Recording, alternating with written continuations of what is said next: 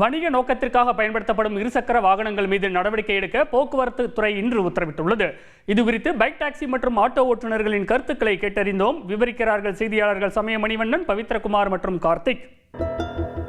சென்னை போன்ற மாநகரங்களில் பைக் டாக்ஸிகளின் இயக்கம் நாளுக்கு நாள் அதிகரித்து வருகிறது.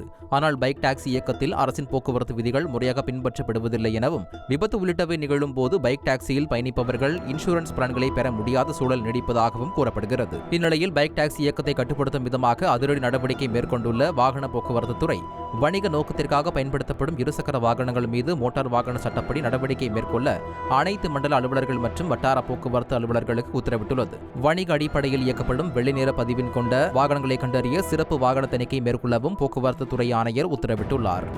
புதிய கட்டுப்பாடு குறித்து பல்லாவரத்தைச் சேர்ந்த பைக் டாக்ஸி ஓட்டுநரான சலாவுதீன் கூறுகையில், இது எங்களுடைய வாழ்வாதாரத்துல ஒரு சின்ன ஒரு கல்லா இருக்குதே தவிர்த்து இது எங்களுக்கு பெருசா உதவி பண்ணல.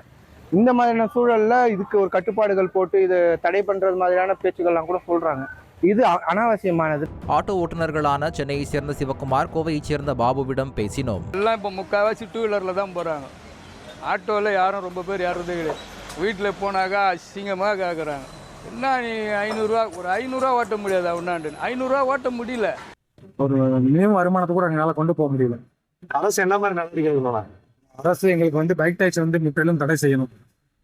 அது போக எங்களுக்கு மீட்டர் கட்டணத்தை உயர்த்தி தரணும். இதனிடையே பைக் டாக்ஸி விவகாரத்தில் மத்திய அரசுடன் இணைந்து முடிவெடுக்கப்படும் என போக்குவரத்து துறை அமைச்சர் சிவசங்கர் விளக்கம் அளித்துள்ளார். தனிநபருக்கு உரிமையான வாகனத்தில் அதை டாக்ஸியாக பயன்படுத்தி பயணித்தால் ஒரு சிறு விபத்து ஏற்பட்டால் கூட அதற்கான இழப்பீடு வருகின்ற போது நீதிமன்றத்தை நாடுகின்ற பொழுது பல்வேறு பிரச்சனைகள் வரும்.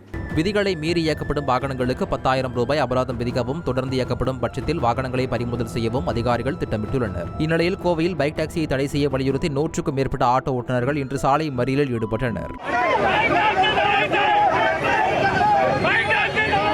செய்தியாளர் கார்த்திக் வழங்கும் கூடுதல் தகவல். பைக் டாக்ஸியை தடை செய்யாவிட்டால் ஆட்டோ ஓட்டுநரின் வாழ்க்கை மற்றும் வாழ்வாதாரம் கேள்விக்குறியாக மாறும். இல்லை என்றால் அரசு ஆட்டோவுக்கான பர்மிட் மற்றும் இன்சூரன்ஸ் அப்புறம் ஆட்டோவுடைய எண்கள் வெள்ளை நிற போர்டாக மாற்ற வேண்டும் என்ற கோரிக்கைகளை ஆட்டோ ஓட்டுநர்கள் முன்வைத்திருக்கார்கள். ரஞ்சித், நன்றி கார்த்திக்.